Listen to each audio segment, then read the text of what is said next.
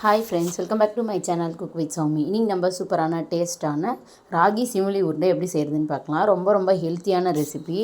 கண்டிப்பாக வீட்டில் பெண் குழந்தைகள் இருந்தால் கண்டிப்பாக வாரத்தில் 2 முறை செஞ்சு கொடுங்க. ரொம்ப ஹெல்த்தியாக இருக்கும். ரொம்ப ஈஸியான ரெசிபியும் கூட. இப்போ வாங்க ரெசிபி எப்படின்னு பார்க்கலாம்.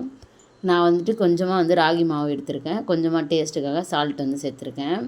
சேர்த்துட்டு கொஞ்சமாக நம்ம தண்ணி ஆட் பண்ணிக்கலாம். தண்ணி ஆட் பண்ணி நம்ம ஒரு சப்பாத்தி மாவு மாதிரி நல்லா பிசைஞ்சு எடுத்துக்கலாம். கொஞ்சமாக தண்ணி ஆட் பண்ணுங்கள். ஒரேடியாக தண்ணி ஆட் பண்ணிட்டிங்கன்னா ரொம்ப தண்ணி ஆயிரும். அதனால் கொஞ்சமாக இந்த மாதிரி தண்ணி தெளித்து பிசைஞ்சிக்கோங்க.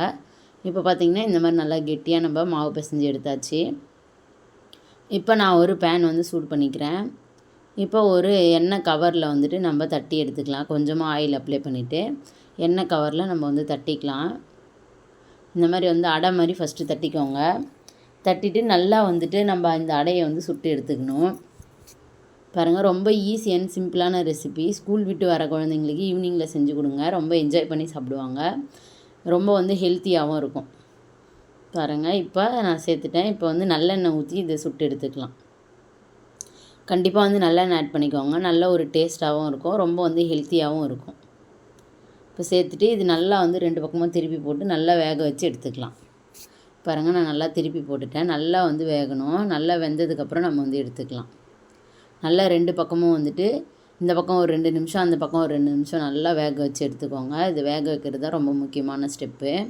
பாருங்கள், நல்லா வெந்துருச்சு. இப்போ வேறு ஒரு இதுக்கு மாற்றிக்கலாம். இதே மாதிரி நம்ம எடுத்து வச்சுருக்க மாவு எல்லாத்துலேயும் அடை தட்டி நம்ம இந்த மாதிரி எடுத்துக்கலாம். பாருங்கள், இந்த அடை எல்லாத்தையும் நம்ம சின்னதாக புட்டு வச்சுருக்கேன். இப்போ சூடாக இருக்கா, நல்லா பின்றது வரல. இப்போ பார்த்திங்கன்னா வேர்க்கடலை, நான் வறுத்த வேர்க்கடலை எடுத்திருக்கேன். தோல் நீக்கி எடுத்து வச்சுருக்கேன். எள் 1 ஸ்பூன் அளவுக்கு சேர்த்துருக்கேன். வெள்ளை எள் சேர்த்து பண்ணும்போது ஹெல்த்தியாகவும் இருக்கும், டேஸ்ட்டும் நல்லாயிருக்கும் நமக்கு. எள் நல்லா வறுத்துக்கோங்க. எள் நல்லா பொரிஞ்சு வரணும். நல்லா எள் பொரிஞ்சு வந்ததுக்கப்புறம் நம்ம அந்த வறுத்த வேர்க்கடலையோடு அதையும் சேர்த்துக்கலாம். ரொம்ப ஒரு ஈஸி அண்ட் ஹெல்த்தியான ரெசிபி ஃப்ரெண்ட்ஸ். கண்டிப்பாக ட்ரை பண்ணி பாருங்கள்.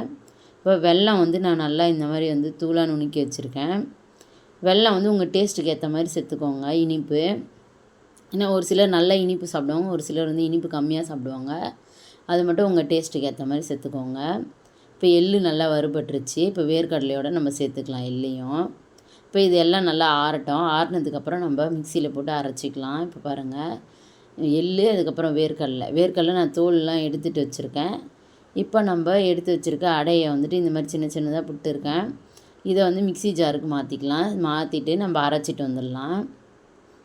பாருங்கள், இந்த மாதிரி மிக்ஸி ஜாருக்கு மாற்றிட்டு இதை நல்லா அரைச்சி எடுத்துக்கலாம்.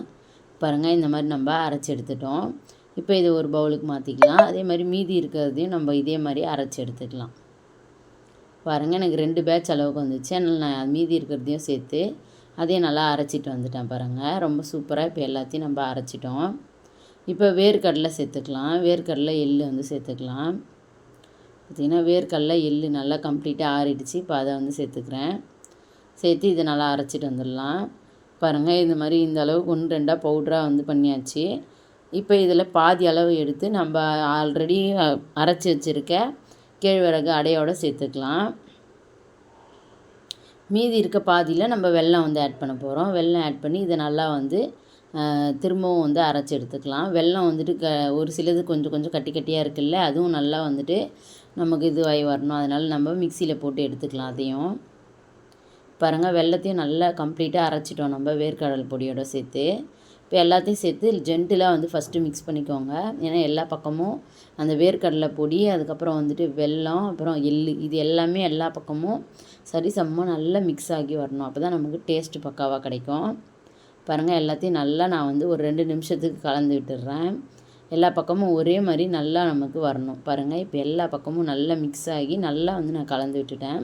நம்ம கலக்கிறது தான் ரொம்ப முக்கியமான ஸ்டெப்பு. பாருங்கள், எல்லா பக்கமும் நமக்கு வேர்க்கடலை எள் எல்லாமே சரிசமமாக இருக்கணும். அப்போ தான் டேஸ்ட் நமக்கு பக்காவாக இருக்கும். இப்போ நம்ம உருண்டை பிடிச்சிக்கலாம். பாருங்கள், ரொம்ப ஈஸி அண்ட் ஹெல்த்தியான ராகி சிமிலி உருண்டை ரெடி ஆகிடுச்சு. இதே மாதிரி மெத்தடில் நீங்களும் உங்கள் குழந்தைங்களுக்கு செஞ்சு கொடுங்க. ரொம்ப என்ஜாய் பண்ணி சாப்பிடுவாங்க. எப்பயுமே ராகியில் இந்த மாதிரி இனிப்பு ரெசிபி செஞ்சு கொடுத்தோன்னா ரொம்ப என்ஜாய் பண்ணி சாப்பிடுவாங்க. இப்போ ரொம்ப சூப்பரான டேஸ்டியான ஹெல்த்தியான ராகி சிமிலி உருண்டை ரெடி ஆகிடுச்சு ஃப்ரெண்ட்ஸ். நீங்களும் இது மாதிரி ட்ரை பண்ணி பாருங்கள். ரொம்ப வந்து ஹெல்த்தியானது. வாரத்தில் கண்டிப்பாக 2 முறை நம்ம இதை செஞ்சு சாப்பிட்ணும். அவ்வளோ வந்து உடம்புக்கு சத்தானது. அப்போலாம் நம்ம வந்து பார்த்திங்கன்னா கேழ்வரகுல நிறைய ரெசிபீஸ்லாம் செய்வோம். இப்போலாம் வந்து அதெல்லாம் செய்யறதில்ல. நம்ம அம்மாலாம் நமக்கு களி அதெல்லாம் செஞ்சு கொடுப்பாங்க. இப்போலாம் நம்ம அது மறந்துட்டோம். இப்போ இந்த மாதிரி ஈஸியாக நம்ம செஞ்சுக்கிறதுக்கு ஈஸி தான். களி அப்புறம் வந்து கூழ் இதெல்லாம் செய்யணுன்னா கஷ்டமாக இருக்கும் உங்களுக்கு. குழந்தைங்களும் அந்த அளவுக்கு விரும்பி சாப்பிட மாட்டாங்க. ஆனால் இந்த மாதிரி நம்ம ஈஸியான செமிலி உருண்டை செஞ்சு கொடுத்தோன்னா குழந்தைங்க ரொம்ப என்ஜாய் பண்ணி சாப்பிடுவாங்க. இதே மாதிரி ஹெல்த்தியான ரெசிபீஸும் நம்மளோட சேனலை சப்ஸ்கிரைப் பண்ணிக்கோங்க.